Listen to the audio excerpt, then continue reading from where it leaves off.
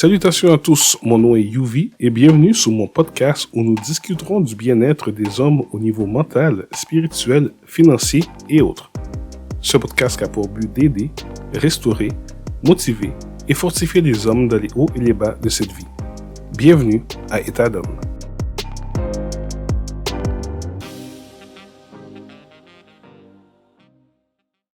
Bienvenue à cette toute première édition du podcast État d'homme. Je suis super heureux de vous avoir avec moi pour démarrer cette aventure.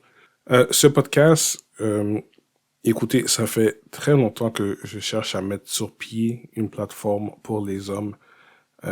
J'ai eu plusieurs discussions avec des gens dans mon entourage et disons que j'étais pas sûr de quelle plateforme j'allais utiliser. Et suite à une confirmation de Dieu, je crois que le podcast a été le choix pour démarrer le tout. Il va y avoir d'autres choses qui vont s'en venir après, mais pour l'instant, on va commencer avec ce podcast.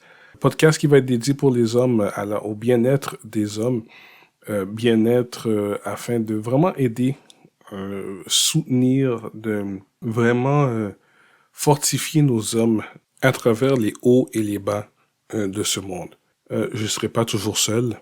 Durant ces podcasts, j'aurai des invités, des spécialistes, des hommes de tous les jours qui vont venir sur le podcast et nous partager leur expérience et avoir une bonne conversation sur c'est quoi être un homme de nos jours et c'est quoi les solutions qu'on peut amener pour les hommes qui souffrent en silence, des hommes qui ont des problèmes financiers, des hommes qui ont des problèmes dans le mariage, des hommes qui ont des problèmes à se rechercher, à connaître leur identité.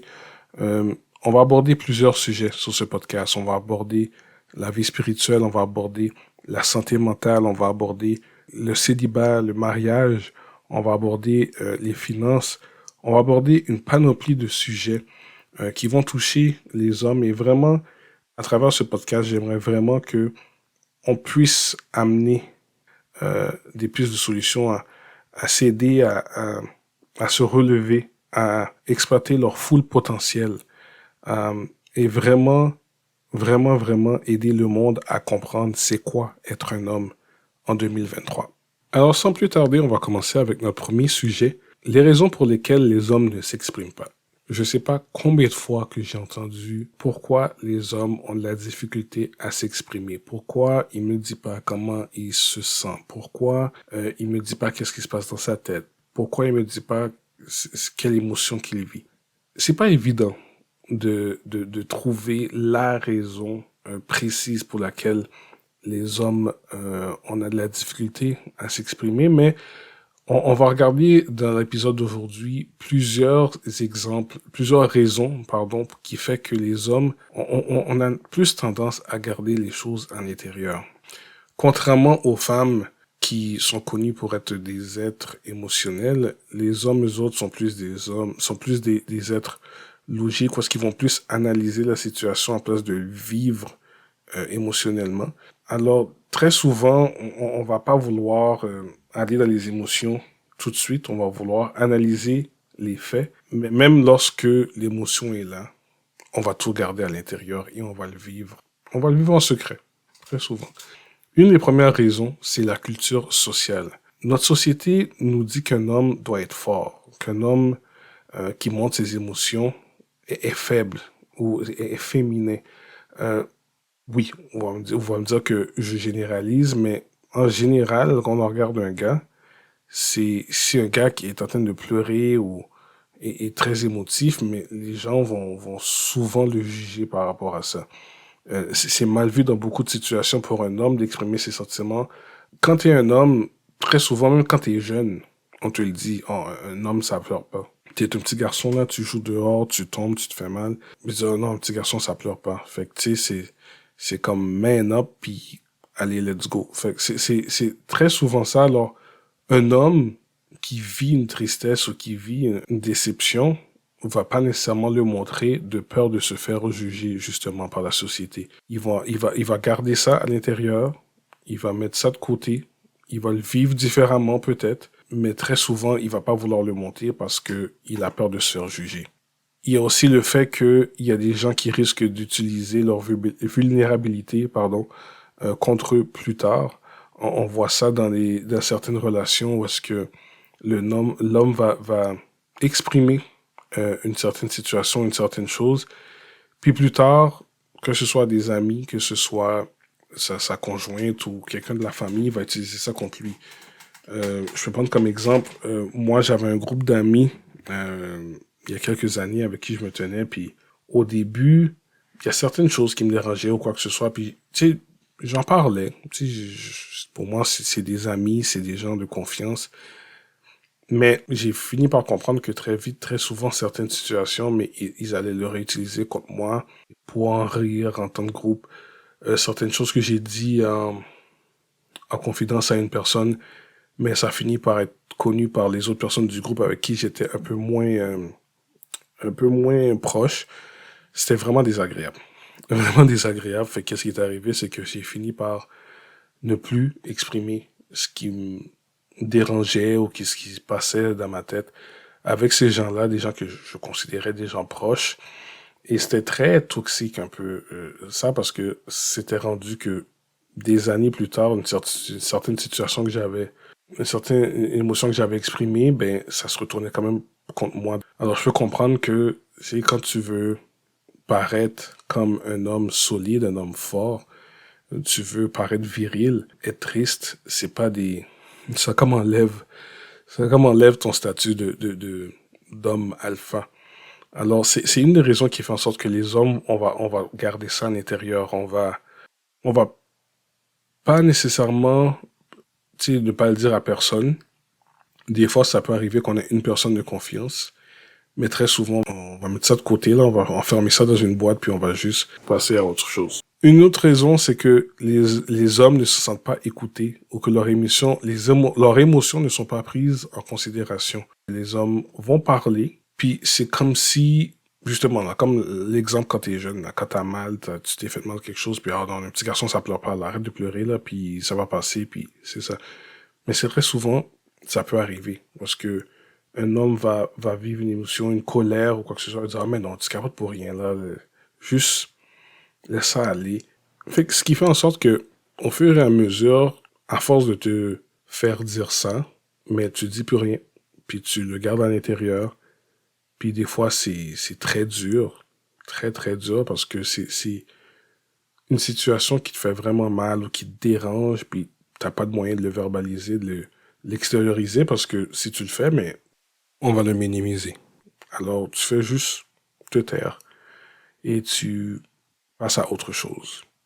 Il y a aussi l'image de l'homme viril qui est véhiculé dans les médias, la télé, le cinéma, quand on regarde les super-héros, quand on regarde les acteurs principaux dans les films. Très souvent, c'est des gens qui sont capables de gérer leurs émotions. C'est des hommes qui vont être capables de affronter n'importe quelle situation puis juste rester fort. Et très souvent, tu regardes ça en tant que... Depuis un jeune âge, t'es surtout dans super-héros et quoi que ce soit, tu regardes ça en tant qu'homme, puis t'es comme, ben, c'est comme ça que je devrais être. C'est avec cette force cette mentalité forte-là que je devrais affronter les choses de la vie. Fait que t'essaies de reproduire ça en oubliant que c'est un film, en oubliant que c'est une série, que c'est de la fiction, mais c'est l'image qui est véhiculée partout. Puis même quand tu entends une femme va dire, mais moi, je veux un homme viril comme telle personne dans telle émission, dans tel film ou quoi que ce soit. Ça joue dans la tête d'un homme et ça se dit après, mais waouh, comment je peux atteindre cette force mentale-là? Mais c'est pas vraiment évident parce que des fois, tu vis des émotions que tu as besoin d'extérioriser. À force de garder tout à l'intérieur, mais des fois, ça te fait un trop-plein, puis tu exploses. En tant qu'homme, on t'a appris à rester fort. On t'a appris à ne pas pleurer, ne pas montrer d'émotion, ne pas être une femme. C'est quasiment ça. C'est ce que si tu vis une émotion, si tu euh, verbalises une émotion, c'est comme si tu... Mais arrête de faire ta femme. Ah, est-ce que tu as tes règles? C'est souvent des réactions comme ça que les gens vont avoir. Dans les sports, si on regarde les sports, maintenant c'est un peu moins comme ça parce qu'il y a il y a un protocole maintenant pour les blessures, surtout les commotions et tout, mais si on regarde dans les sports dans les années 70-80, mais les hommes, ils voulaient pas montrer qu'ils étaient blessés. Ils voulaient pas montrer qu'ils avaient mal. Ils voulaient pas montrer qu'ils étaient affectés par une défaite ou quoi que ce soit.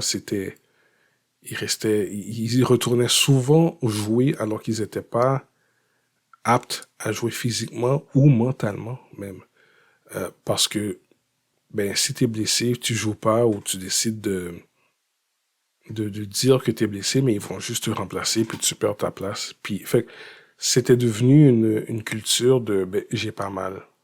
J'ai pas mal. Puis, autant physique que mental. Puis, je crois que dans la vie de tous les jours, les hommes ont vu ça. Parce que tu vis une rupture amoureuse, mais j'ai pas mal. Mais tu fais comme si ça te dérange pas, mais ça a vraiment mal, mais tu le gardes à l'intérieur, puis tu vis pas t'as eu un différend avec une personne, mais tu fais comme si ça te faisait pas mal, puis très souvent, on va accumuler, jusqu'à ce que ça devienne un trop-plein, puis on va exploser, puis ça va sortir de la mauvaise manière. Une autre raison qui fait que les hommes, on ne montre pas nécessairement nos émotions, on n'exprime pas nos émotions, notre orgueil d'homme. Euh, Très souvent, on va avoir honte de démontrer une certaine émotion pour pas paraître faible en face d'une autre personne, surtout un autre homme. Parce qu'on sent que si on montre certaines émotions, ben, on vient de donner victoire, une sorte de victoire mentale à l'homme parce que c'est comme si l'homme a eu le dessus de nous. Fait que notre ego fait en sorte que on, on, on, on met notre bouclier. Je sais pas si c'est une sorte de compétition d'hommes alpha qui se passe dans des situations comme ça. Mais tu sais, t'es dans ton groupe de gars, puis tu vis une situation avec ta copine qui te dérange, ou une situation familiale, ben, c'est pas nécessairement le réflexe d'un homme de en parler tout de suite. Des fois, c'est quand ça déborde là que ça va finir par sortir, mais tout de suite, au début, ça va être comme si de rien n'était. C'est comme si tu veux montrer que, non, moi, de mon côté, tout va bien, tout est correct, je suis bon. Je suis bon, je suis correct, il y a rien qui me dérange, il y a rien qui m'atteint, alors qu'il est en train de te morfondre à l'intérieur. On se met souvent nos propres barrières par rapport à ça. Justement, cette sorte de compétition invisible avec les autres fait en sorte que notre orgueil prend le dessus, mais dans le fond, c'est même pas nécessaire. C'est juste une question d'être capable d'être vrai avec soi-même. Avouer qu'on a besoin d'aide. Avouer qu'il y a une situation qui nous dérange, puis, tu sais, au moins de le dire, de le faire savoir, puis on sait jamais qui autour de nous peut nous aider, peut nous venir en aide et nous donner des solutions par rapport à ça. Dans un monde où le taux de dépression et le taux de suicide chez les hommes est élevé, trop élevé, il faut trouver un moyen de créer euh, un safe space pour les hommes. D'arrêter de faire les hommes se sentir jugés lorsqu'ils nous partagent ce qu'ils vivent. D'arrêter de minimiser l'émotion des hommes, mais d'être capable d'être une oreille, une épaule pour les hommes de tous les jours. C'est pas facile d'être un homme. C'est pas facile. C'est surtout dans la société d'aujourd'hui où est-ce que le rôle de l'homme est beaucoup moins défini qu'avant. Il y a beaucoup d'hommes qui se cherchent. Il y a beaucoup d'hommes qui connaissent pas leurs valeurs, qui connaissent pas leur but sur la terre et qui se recherchent et ça peut être frustrant et ils vont pas aller chercher d'aide parce qu'ils vont regarder autour d'eux puis ils vont se dire mais tous ces hommes-là ont réussi, ils sont capables, ils avancent puis si je vais le dire que je sais pas quoi faire mais ils vont dire que soit je suis ignorant ou quoi que ce soit. C'est extrême mais je peux vous garantir qu'il y a des hommes qui se sentent comme ça sur la Terre. Alors, il faut trouver un moyen de les aider à s'exprimer. Et pour revenir à la question initiale, pourquoi les hommes ne s'expriment pas? Je crois que les hommes s'expriment, mais ils s'expriment de manière différente. Il y en a qui vont vivre leurs émotions en allant au gym, en dépensant cette émotion-là, au gym. Ils vont vraiment se défoncer là, passer toute leur rage sur les machines et les poids et haltères. Il y en a qui vont juste s'enfermer dans leur travail jusqu'à ce qu'ils oublient le problème ou que le problème est rendu minime pour lui. Il y en a qui vont l'exprimer de la mauvaise manière, soit dans des addictions, addiction sexe, addiction alcool, addiction drogue, addiction pornographie, ou il y en a simplement, ils vont être capables de l'exprimer partiellement. Et juste ça va être assez pour eux, puis ils passent à autre chose. Je crois que nous, les hommes, on doit faire un travail aussi à pouvoir mieux gérer nos émotions, être capable de l'extérioriser, mais de manière saine, justement de ne pas tomber dans des addictions ou quoi que ce soit, et être capable de s'avouer qu'on a besoin d'aide, être capable d'aller chercher de l'aide, de ne pas avoir honte, de ne pas avoir peur de se sentir jugé, et en même temps d'être comment dirais-je, d'être un support pour un autre homme, de faire une fraternité où est-ce qu'on peut s'entraider en tant qu'homme et d'oublier cette compétition de ah mais lui il est capable de gérer ça, je veux pas montrer que émotionnellement il est plus fort que moi ou quoi que ce soit. Laissez notre orgueil de côté. Il faut avoir un moment donné là où on connaît son seuil puis on dit ok non là je suis plus capable, il faut que j'aille chercher de l'aide d'une manière ou une autre. Je crois qu'en tant que société on peut travailler ensemble afin d'aider les hommes à vivre une vie émotionnelle en santé. Ceci conclut notre premier épisode. Comme j'ai dit, il y a plein de sujets qui s'en viennent, alors abonnez-vous à la chaîne, aimez, partagez et vraiment merci d'avoir été là pour la première aventure et on se voit au prochain épisode.